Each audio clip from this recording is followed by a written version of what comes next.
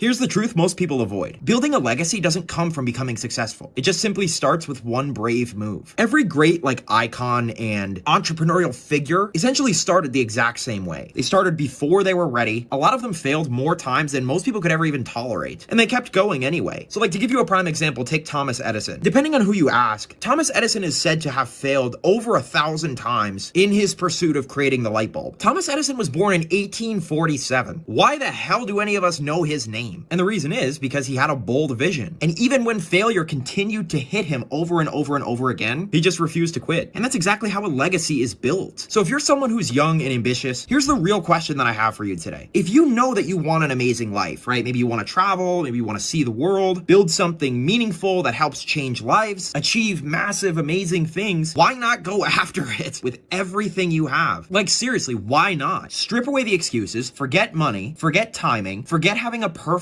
plan. What is actually stopping you? I would bet that I could tell you right now what's stopping you, and it's you. For me personally, I don't have a legacy. I don't have a legacy in my life yet. I'm only 22. And believe me when I say this, I don't expect to be Thomas Edison by any means. Personally, I don't even think I'd want that level of fame ever. But I do want to look back on my life one day and be proud of the fact that I lived an amazing life. And I also want to leave something behind that my future generations can be proud of. I want them to look at me and say, wow, Colin was an amazing person and he lived an incredible life. But that takes time, and it starts with action. When I was 19, I got into sales after listening to Robert Kiyosaki of all people. He's a very widely known real estate entrepreneur. He's a billionaire. He essentially said young people who want to achieve amazing things in life, get into sales early because it teaches you how the world of business actually operates, how you can communicate professionally, how to build companies, things like that. And to be honest, he was right. Sales teaches a multitude of different things, and I don't have enough time to talk about it in this video today, but that's why heading into 2026, remote high-ticket sales makes so much sense for people who just want more than, a weekly paycheck. When it comes to remote sales, you don't necessarily have to jump into the deep end with something. You don't have to start a company on your own or, learn the ropes of a very complex website and how to build it and all these different things. A lot of people start as beginners. They get into something like DM setting or just regular good old-fashioned appointment setting. They work on behalf of an online business owner, somebody like me or somebody like any of these other guys that you see online. They handle conversations, they qualify people, and they set appointments for these business owners, building skills before they take on any other additional pressure. Again, legacy does not come from simply waiting around and expecting a legacy to fall into your lap. It comes from choosing courage over comfort